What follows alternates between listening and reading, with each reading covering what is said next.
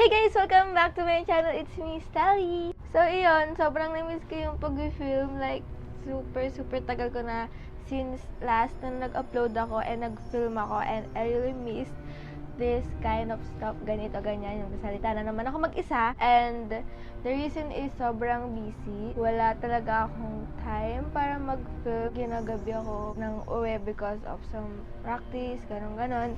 Tsaka, sobrang daming ginagawa. Like, pag uwi mo, dami mong gagawin project, ganon. Ngayong sem break na, yun na, may time na ako para makapag film. And I'm sorry kung lagi na lang akong ganito. And di ko alam. Nang hirap kasi, as in, mas nag-focus kasi ako sa studies ko kasi ayoko namang ma-disappoint sila mama like that, ganon. So, nag-aalala ko ng mabuti. Charot. So, sorry guys kung hindi na ako nakapag-film, ganon. Sobrang na-miss ko din tong ganitong situation. And for this video, special para sa akin kasi this is the first time that I'll be doing a Halloween makeup look. And hindi ko pa talaga alam kung anong makeup look or Halloween makeup look yung gagawin ko. Basta may gagawin ako, ganon. So, tignan lang natin yung outcome. And, ayun, sobrang dami kong miss sa YouTube. Galing, ang saya. Kasi ngayon na lang din ako nakapanood ng YouTube videos. Ganon. So, ayun, ang dami nangyari. And, ayan, nagpagupit ako, guys. Do you like it? Hehehe! Tagal na ako nagpagupit. Or, yeah, last month. Ayan. So, nagpagupit ulit ako ng maikli. Para, ayan. So, ayan. Sana sa video na to is magustuhan nyo yung outcome kasi hindi ko talaga alam kung ano mangyayari sa outcome. And without any further ado, let's start on to the video. Before you start, kailangan malinis yung face mo. Nakapag-moisturize ka na kung ano ilalagay mo sa mukha mo. Yun. I'm sorry kung ganito yung boses ko kasi naisipan ako and ayun yung lumabas. Kaya ayan, ganyan na lang. Ayun talaga yung lumabas. Like kanina pa ako sumisingal sa atin ng ulo ko kasi nga ayun yung lumabas. For my primer, I'll be using this Maybelline Baby Skin Pore Eraser. Oh my god! First time ko na lang ulit nakakapag-video, like nakakamiss. And ayun. So, lagi ko lang ito sa T-zone ko. Wala pala akong salamin. So, for the next is gagawa ako ng sugat. Like, parang binaral dito, ganun. So, bilog siya. Dahil wala tayong, latex ba yun o latex? Or I don't know. Magdi-DIY na lang ako. So, for the DIY sugat, gagawa tayo, kailangan ng tissue, cotton balls, and a glue. And I don't know kung ano pa yung gagawin ko dito. First is, maglalagay lang kayo na dito ng bilog. Like, bilogs. Lalagyan nyo lang ng glue yan.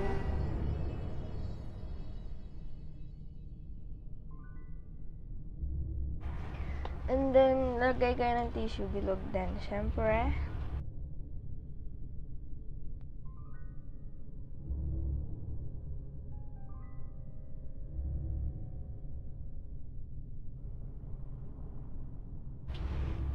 Ayan. Then, after that, papatungan nyo ulit ng tissue, yung outer na lang ng bilog, para mas, magbukas yung gitnang to, para, kunwari, shotgun talaga siya.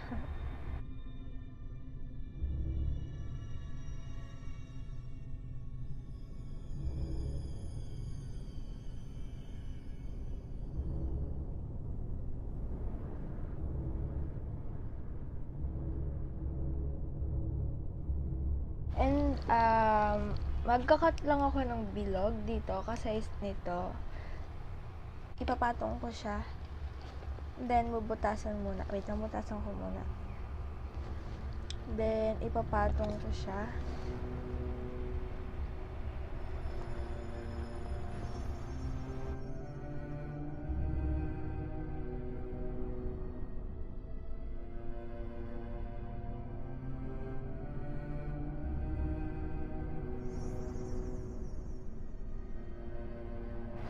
After that, bubuksan ko to. Itong part na to. Ayan.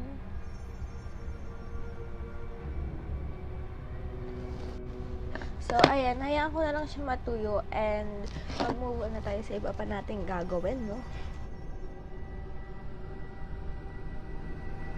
So, maglalagay ako ng foundation. And, ito pa din yung, Maybelline Matte and Poreless na Fit Me in the shade 220.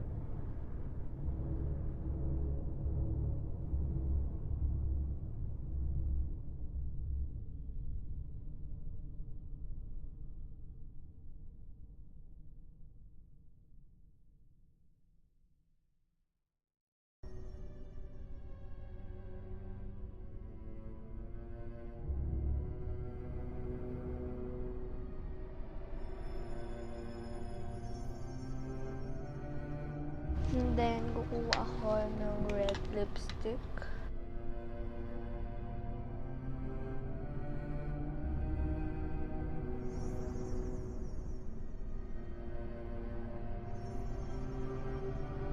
Tapos, lagyan ko na parang bruise dito sa bandang outer part ng sugat.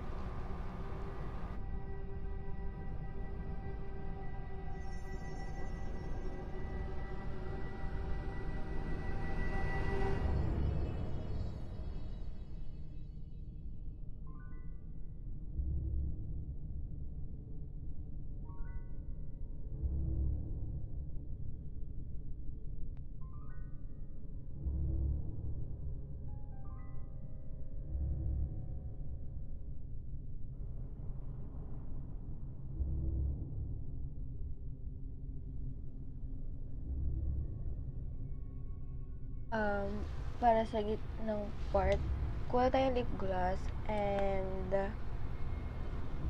a red pigment or yung ano na lang, eyeshadow.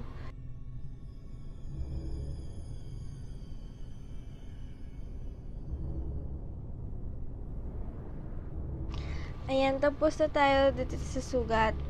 Mag-move on na tayo. Dito na tayo sa another part, which is dito sa full face na. So, I decided na mermaid look na lang ganun. Para more on glam pa din.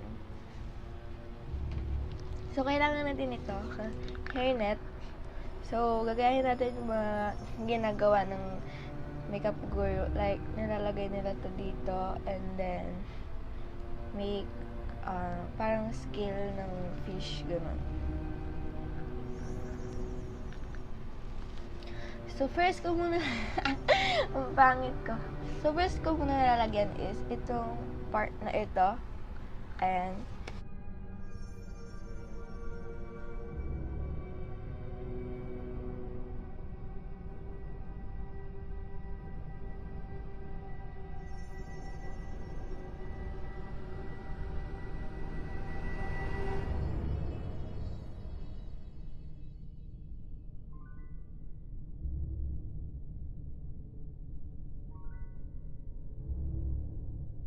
let's see if it is.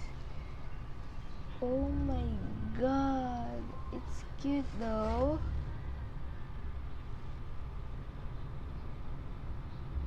Maybe daw hindi siya halata. But, ayun o, yung dito part lang meron. Pero, ang cute. And then, after that is eye makeup. Gawin ko lang is, paglalaroan ko lang ulit yung eyeshadow with the shade na ginamit ko dito part.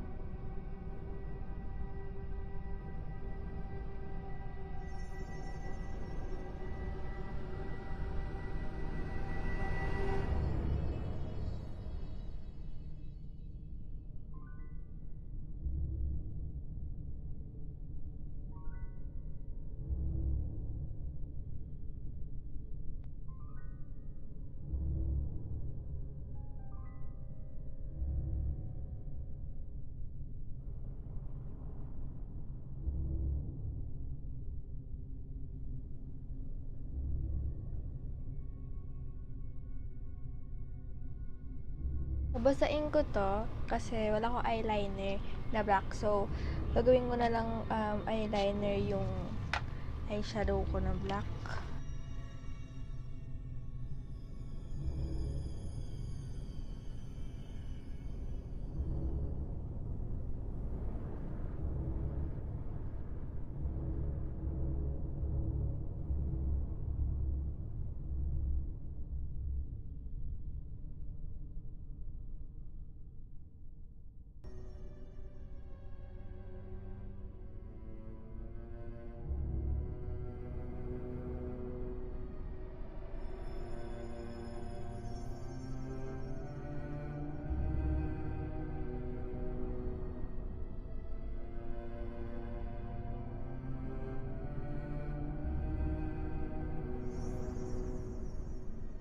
Magawa ulit tayo ng sorry guys kung hindi na ako nagsalita kasi sobrang stress na ako, like hindi ko alam kung anong gagawin ko next, ganun, and ang gagawin ko na lang is gagawa ko ng DIY na lips na fake blood ulit, then patutuloyin ko siya dito.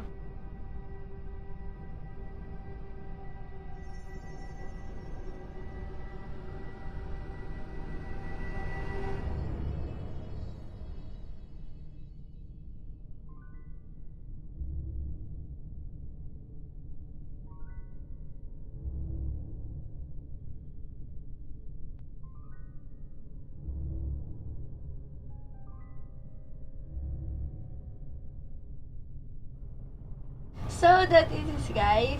So, yun na yung final look. Kagustuhan nyo ba? Like, ako nagasahan nga sobra-sobra.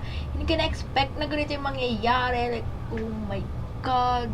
So, siguro matatawag ko tong Dead Snow White inspired Halloween makeup look. Ganon. Snow White inspired kasi may ganito and then red lipstick like that. So, ayun. I hope you like this outcome. Sana nagustuhan nyo. Like, first time ko lang gumawa. And medyo nag-fail ditong part na dapat magiging mermaid. Pero, in the end, maganda naman yung outcome kasi parang mas naging creepy yung mukha ko dun sa dark shade, parang dark na contour na ginawa ko. Like, ganyan nga. So, ayan. I hope you like this video, guys. And, ayan. Sana magtuloy-tuloy na itong pag-upload ko ng video. And thank you guys for watching. Super thankful ako kasi may nanonood pa rin ng mga videos ko. I'm always thankful sa mga biyayang binibigay sa akin ni Lord. Oh my God. So yun. I'll see you again on my next video. And thank you for watching. Make sure to subscribe on my channel. It's me, Stelly. Follow me on all of my social media accounts, which will be linked down below on the description box. Please give a comment on this look. Kung natuwa ba kayo, like, oh my God, I won't expect this kind of video. Oh my God. So yun lang guys, thank you for watching. See you on my next video, and don't forget, it's me, Sally, and you're a celebrity.